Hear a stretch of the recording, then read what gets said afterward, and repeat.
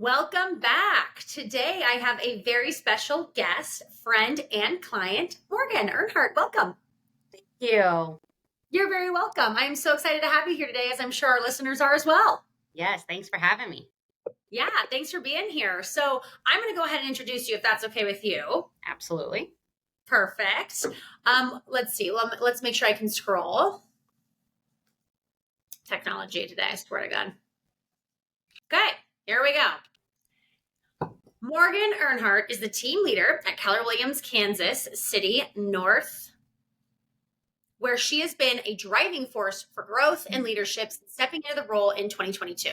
With a deep passion for agent success and a talent for building strong relationships, Morgan has recruited over 275 agents to the office, fueling one of the most dynamic and productive Keller Williams market centers in the Greater Heartland Region. Morgan is known for her energy, vision, and ability to inspire both new and experienced agents to achieve at the highest levels. Her commitment to leadership development, business coaching, and fostering a collaborative culture has helped countless agents launch and grow thriving real estate businesses. Outside of work, Morgan is a proud mom of 2 young boys who keeps her on her toes. And when she's not leading her team or coaching agents, she loves spending quality time with her family and creating meaningful memories together. Morgan, welcome. Thank you. Thank you.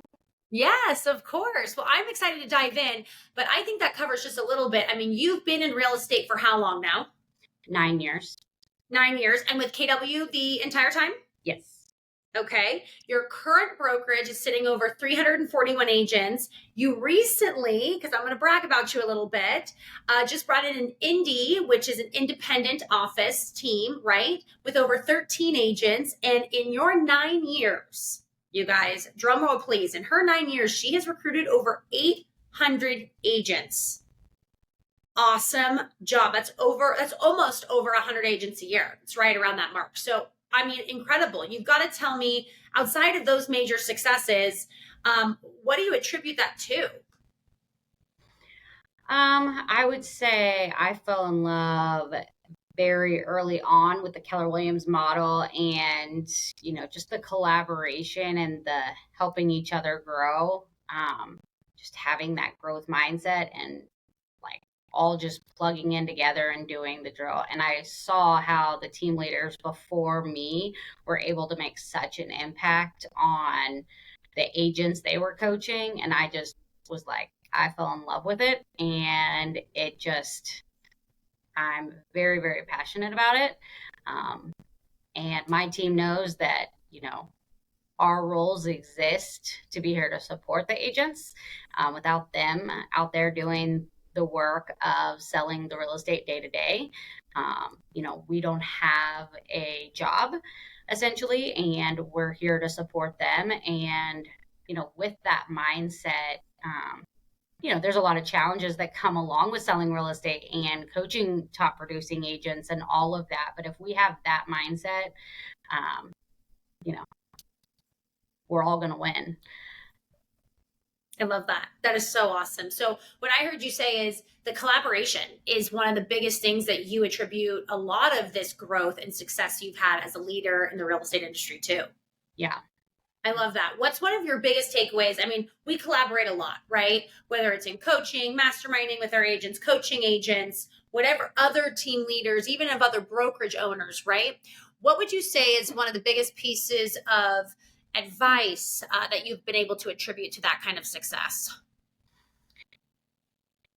So the second operating principle I worked under, he shared with me, everything you want, is one step outside of your comfort zone. And I just remember being like, well, that sounds scary. And now it's like, you get addicted to that challenge, that, stepping outside of your comfort zone, trying something new, trying something a little bit harder. And once you do that, like the everyday challenges that used to seem so daunting just become so much more manageable. And when the leaders are doing that, it just models by example to everyone else. So I live that motto, I guess you would say, like through and through. Like if I can almost tell when I'm not getting outside of my comfort zone enough, because I'll be low energy. It'll be like, I just won't be like normal, energetic Morgan running around, like skipping through the hallways, telling everybody how much I love my job. Yeah, totally. And how did that motto, for those that are listening again, go? Everything you want is one step outside of your comfort zone. I think I just I love that. Yeah, I think that's one of my biggest takeaways from, I've done this over a year now. We were just talking before we hopped on, and I've interviewed and had the pleasure and honor of speaking with a lot of leaders. And I think that's definitely one that's going to go on the board.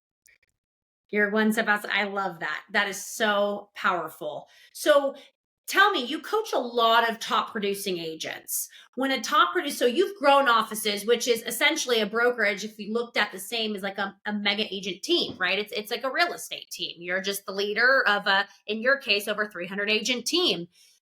Some agents listening to this would love to get over something like that, right? And at the same time, it's not for everybody, and that's okay too. Maybe 1, 2, or 3 pieces of leverage. So when you're coaching a top agent, what is a few pieces of advice that you can give them in your success with growth that helps them become a better leader?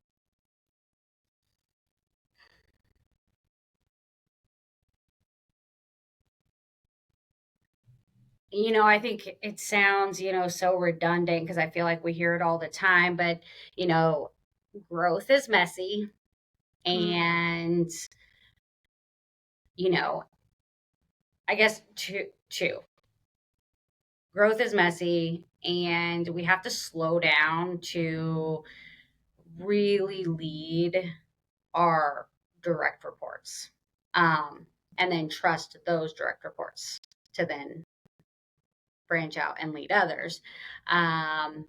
You're making those eyes because that's something I struggle with, right? And so that is a big piece for me, is slowing down to make sure that they're getting, those 5 direct reports are getting the most of me, for me to entrust them with their responsibilities, and to trust them with their responsibilities. It's huge, especially when you grow fast. It's really, really important to slow down and make sure that there's space and time for that. Because just because they're your direct reports doesn't mean they can wait till the next week or the next week. Like, it has to be consistent with them first and foremost. Yeah, I love that piece of advice. I think for many of us listening, those that lead people, right, in any capacity, are probably thinking, oh, slow down to speed up. I've heard my business coach once or twice say that, right? And I think even elaborating even further, right, slowing down with your direct reports or your delegation or your leverage or whatever you refer to your team as your team, they are an extension of us, right? Just like when we're coaching top producing agents because they want to grow their teams from within or outside, it's the same that goes for them, right? So it is slowing down. I always say, do you have your SOPs? Can somebody who doesn't speak English as a first language walk in and do any job on your roster? And some people just passed out listening to that, right? So it's a challenge. And yet I think it's one of the best pieces of advice, especially from a coaching perspective, that it sounds like you talk to a lot of agents around, and having that clarity, right? 30, 60, 90s, expectations, measurable action items, business plans, etc. Anything you want to add to that? Yeah, I would say, we talk about the KPA and all the tools associated with that. It's so easy just to go through, the KPA process and then put that in a folder and stick it away and not look at it. But if we're not constantly revisiting that with our people and keeping up to date with what's most important to them, our people on our teams, what is it, where are they at with hitting their wellness goals, their financial goals, and all of that? Because whether you're growing a team or a real estate office, all of it can be messy. It's a lot of hard work. And if you don't have a great relationship with those goals, your relationship with the process is not going to be what you had hoped it would be. Yeah, I love that. And I think, needless to say, turnover is a lot higher when you aren't in alignment with not just the goals of the overall team, market center, brokerage, whatever it might be, but also in alignment with each and individual team person's goals as well, because it's our job to build wealth and a legacy amongst others. And if they're not in alignment with their goals, like you said, things slow down, people are unhappy, disgruntled, and also the retention is just another massive challenge. It's a backdoor effect. Yeah, I would also say, you said something and it made me think, like, we always hear be slow to hire and fast to fire. And I have apologized my adult professional life for being this high D personality, driver, dominant, direct, all of those things. And I always felt like I'm like trying to pull my team along. And it's, the reason I'm doing that is because like they're not, I just haven't done a great enough job of slowing down and getting to know them enough and all of that. And reality is they were just the wrong people. And when I got the right people on the team who had the same passion for helping people and for watching people grow and for growing themselves, that I didn't have to pull. Like I didn't have to pull. And so if I could have told myself that 5 years ago, things would look a lot different. And I am so glad I know it now, because when you have the right people on the team, you do not have to feel like you're pulling. Talent pushes talent, and all day long. Oh, I love that. In a respectful way. Yes, absolutely. Talent pushes talent. It's also like speed of the leader, speed of the pack, right? And if your speed is a $1.90, right?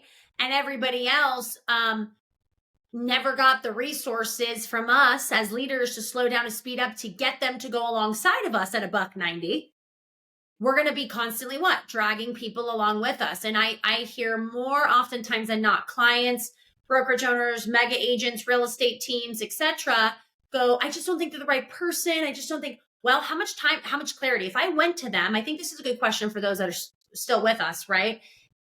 And hopefully you are, because this is great knowledge and insight. Ultimately asking ourselves, okay, if somebody's not happy, did we set them up for success? There's been a lot of leaders that have come to me saying, I don't think I have the right person. I don't think I have the right person. Well, let's take a look. What did their onboarding look like? What did their training look like? How often do you sit with them? What's their clarity, their measurable goals? What's their 30, 60, 90 look like? And in some cases, like you're alluding to, we keep the wrong people for whatever emotional reason. We probably know because we're dragging them along metaphorically and sometimes almost physically. But I think that's such great talent. Would you say talent leads talent? And so making sure that, right. Yeah. And making sure that we as the talent as well are leading our people. I love that. So it's all been, I always make a joke with people who, come on and share their experiences and their success like yours. It's always been rainbows and butterflies, right? No. I appreciate the transparency. Tell those that are listening the biggest challenge so that people that are still with us can hear, oh, I'm not alone, right? That I'm sure some people have experienced very similar to what you're about to share with us. What are some of the biggest challenges you've had in this role as a leader while recruiting, while growing really large real estate teams and brokerages? And how have you overcome those challenges? So Gary Keller says, drawing a blank on it now. What was your question? What are the biggest happen? No, totally fine. Biggest challenges that you can attribute to your success, and how have you overcome it? My biggest challenge, counterbalance. So Gary says there's no such thing as work-life balance. And that's kind of that relationship I have with my calendar. 1 week, something else has to be number one priority. And then the next week, something else can be, more heavily weighted. But essentially, like, it is always for me, it feels like, I'm always beating myself up over the calendar and sticking to it and not and da da da da. And it's like just wherever you're at, whatever needs to be the priority, like be more fluid, I guess, with it. Have a good relationship with your calendar because having clarity around our time is so important. Instead of what I've done too many times to count is like stopped looking at it, and that only gets you in a bigger hole, right? But like having a good working relationship around, and like that thing that you do, Alexis, with the shows you where your time is spent on your calendar with the the color time insights. time insights, like that's super helpful if you're using it properly, right? Yeah, clarity is power. So Clarity is power. I love that. Time management is something I work with every single person on, including myself with my own business coach constantly. I'm a firm believer in give something attention tomorrow or today, and whatever you need to give it attention to will show up tomorrow. So it is this ebb and flow, and we have to be okay. The other methodology around that, and one of my favorite books, One Thing, back here, right on my bookshelf, in fact, and I read it at least once a year, is erase and replace. So because we're not robots. I always say, forgive yourself for being a human being. We have real life emotions, experiences, good days, bad days, and things that come up. As long as we are in a good relationship, like you suggested with your calendar, we can be okay with going, I'm going to erase lead gen today, but I'm going to double it up on Thursday when I've got this free extra hour and a half. And that's totally fine. And giving ourselves the freedom and flexibility to be fluid, especially as a multiple business owner, right? You juggle many things. I juggle many businesses. And quite frankly, there's some weeks one business gets more attention than the other. And that's okay, right? But where are you going to make it up? And it's a natural when you're in flow with your calendar, you don't even have to look for the makeup. It presents itself. And leaning into it and being okay with it, because as we all say, what you resist persists. So you resist the calendar flowing the next week a little differently. Guess what's going to happen? Calendar issues, a lack of flow. It's just a challenge. So I appreciate that you are vulnerable enough to share with myself and the listeners today some of your own struggles with time management, because I know a lot of people who are listening today, as well as myself and a lot of people I work with, of course, they struggle with that. All right. What is the biggest system driver that you can attribute your recruiting and growth results to?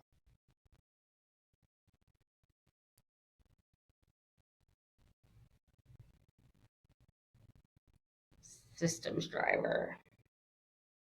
And listen, this could be you. I mean, right? This could be the biggest system, a CRM, a phone, your calendar. I was going to say referrals. Yeah. Ultimately, having a great training calendar that our agents feel confident that they can bring somebody or invite something to. I do monthly masterminds or panels or something at the library. At the library, at a third party site. Our local library. So like I brought in a speaker last month. We're doing a builder panel next month. Done a couple panels already this year, but just once a month at the library, hour and a half, 2 hours, and they get to socialize, and people go to happy hour afterwards if they want. But yeah, just started that this year. It's been a great place to non-strict. It just seems much more natural than inviting them to the office, so that people can experience the type of training that we're doing here at Keller Williams. And then, agents trusting me to help them grow their business, trusting my team to help them grow their business, and Keller Williams as a whole. I love that. Obviously, because we work closely together, I know that you do and have implemented in 2025 that third party kind of site, as well as like masterminds, panels, etc. And I will give you credit where credit's due. And hopefully people are still with us hearing you notice in your 9 years of doing this, hey, maybe if I took it out of these walls, though we're a very experiential company, and I love when somebody walks into an office, that office is flourishing in a high cultural vibration. We're going to attract anyone and everyone. And in your circumstance, I know you struggled getting people through the door when it was at your brokerage. Can you talk a little bit more about that? Because I'm sure you caught a lot of people's attention with that. Yeah, so our competitors here in the Kansas City market have done a really great job of telling our story way better than we have. Mm.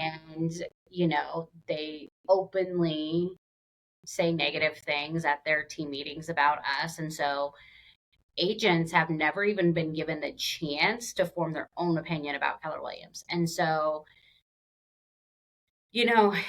unfortunately, it's like, nope, nope, they didn't want anything to do with Keller Williams.